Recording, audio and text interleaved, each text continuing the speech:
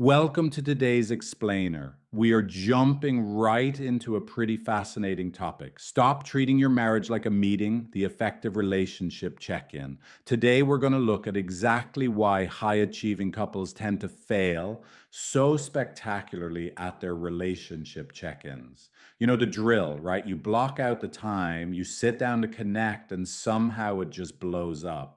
Well, it usually comes down to one glaring issue: you're using the completely wrong tools for the job. So let's figure out exactly why that happens, and more importantly, how to actually fix it.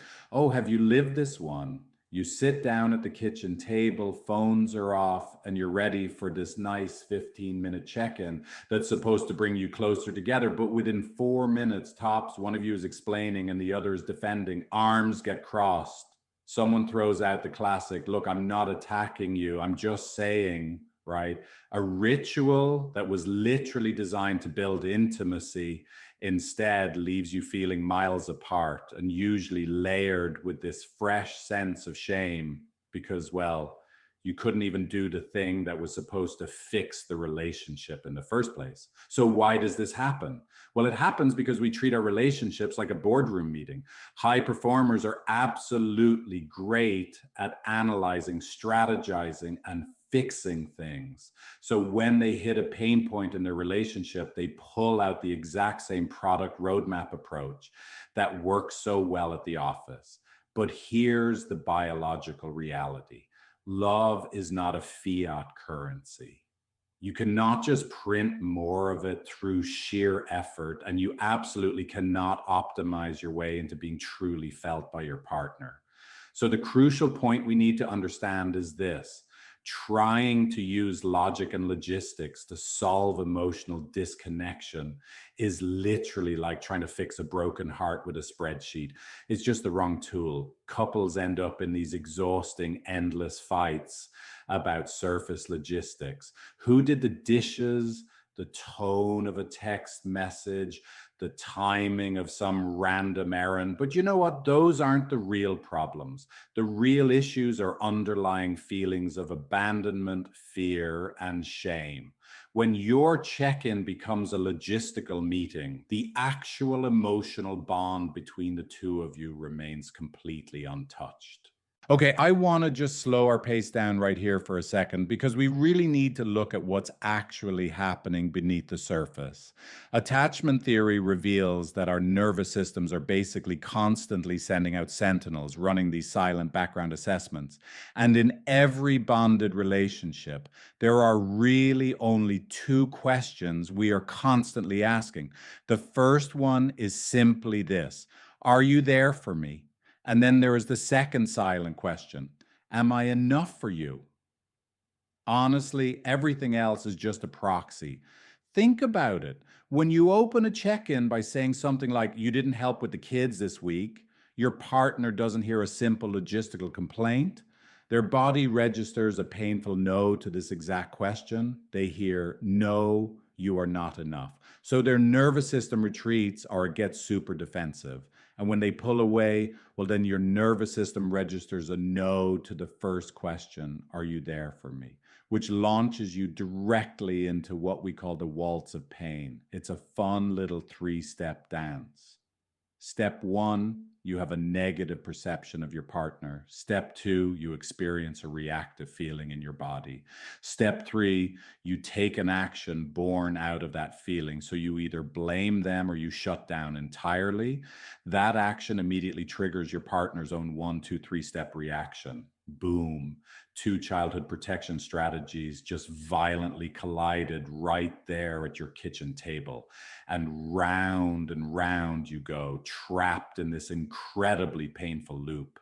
To break out of that loop, we need a massive paradigm shift. I want you to think of your conflicts like a giant iceberg. Most couples spend their entire check-in arguing above the waterline. They're trading content about a heavy sigh, a weird text message, a busy schedule. But the shift we absolutely have to make is dropping below the waterline. You have to stop reacting to the surface noise and start asking the questions that actually touch on the fear, the shame, and those deep feelings of abandonment hiding below. So, how in the world do we actually do that? How do we build a check in that creates intimacy instead of just eroding it? Well, I am thrilled to share these 6 concrete rules for an effective check in.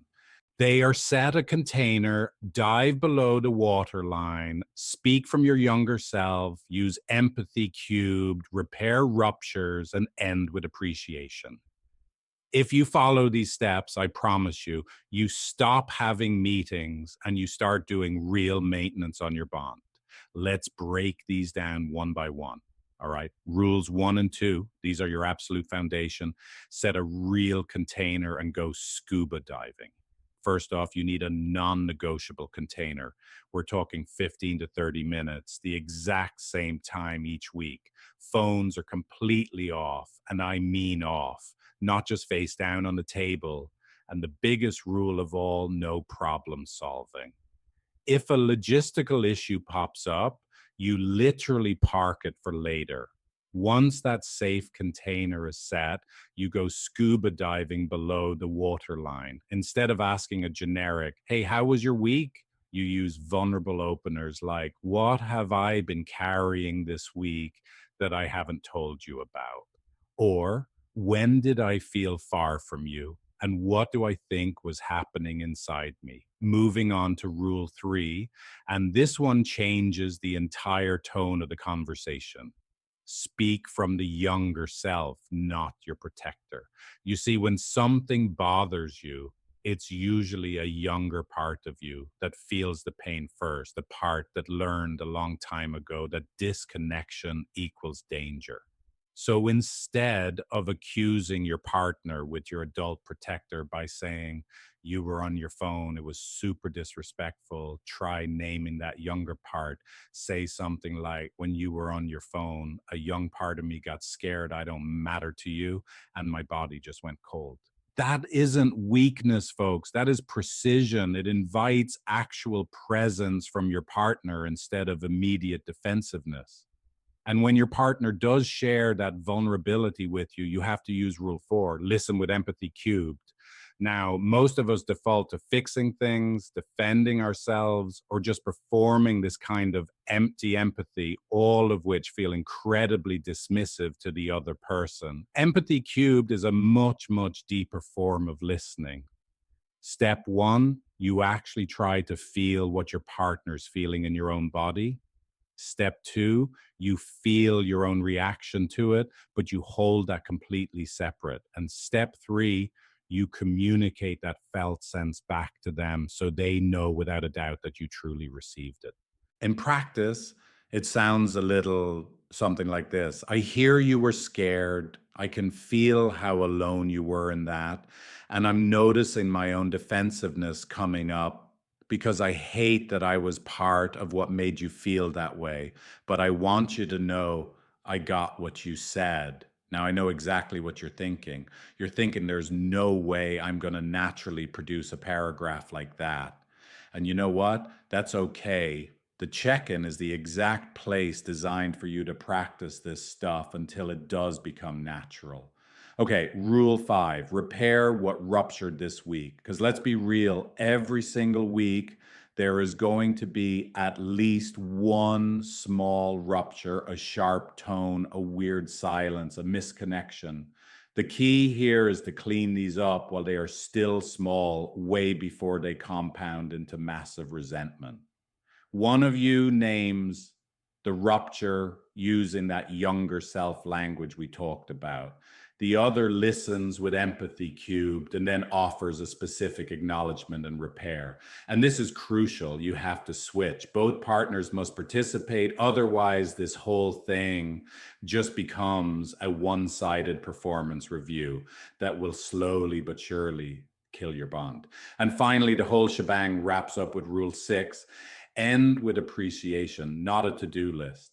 You close the container by having each person name one specific thing their partner did that week that they are genuinely grateful for. Not just a generic, hey, you're great, but more like, when you woke up early Wednesday so I could sleep, I felt so held. Thank you. This isn't just about being sweet either. It is deeply neurobiological. Speaking specific gratitude out loud at the end of a vulnerable check-in literally teaches your nervous system that this ritual is safe. It prevents that looming dread that makes couples want to skip the check-in entirely. But, let's be realistic here. Sometimes, despite all these great rules, the check-in is going to break down. You will slide right back into that waltz of pain. And when you do, someone has to be brave enough to name the dynamic without pointing fingers. Just say, hey, I think we're doing the thing. I can feel myself getting defensive. And then you take a 10-minute pause. 10 minutes. This is absolutely vital. It is a nervous system reset. It is not a punishment. Go get a glass of water, feel your feet on the floor, and come back ready to dive below the waterline once again. Because this brings us to a massive mindset shift you've got to embrace to make all of this work. Volatility in a bond, it isn't a sign that your relationship is fundamentally broken. Volatility is literally just data from your nervous system shouting, hey, we matter to each other. Disconnection is a feature of love for sure, not a bug. The couples who last for decades don't somehow miraculously avoid conflict. They use these check-ins as rituals of maintenance to actually metabolize the conflict.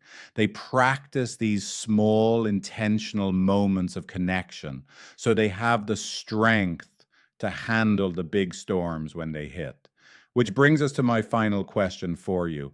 If it's true that your worst fights only happen because you love each other enough that the disconnection physically hurts, how will you use your next check-in to dive below the waterline and actually rebuild that bond? Seriously, don't just treat your marriage like a meeting that needs to be managed. Treat it like a beautiful bond that needs to be maintained. Sit down this week, 15 minutes, phones totally off below the waterline. That is the work. Thanks so much for joining me on this explainer, and I will catch you in the next one. If you want to work on this for real, try Figlet, my AI relationship coaching app. You can start for free, no credit card needed, at figlet.empathy.com.